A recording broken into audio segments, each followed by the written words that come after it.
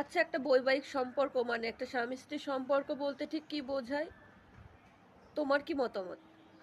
একটা স্বামী স্ত্রীর সম্পর্ক মানে একটা বেড শেয়ার করে শোয়া, একটা টেবিলে খাবার খাওয়া, একটা ঘরে চার দেয়ালের মাঝখানে থাকা, এটাকে স্বামী স্ত্রীর সম্পর্ক বলে?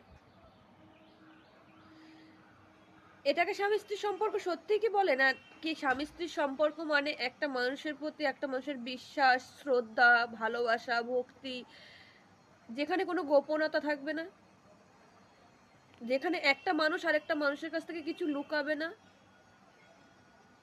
তোমার কি মতামত?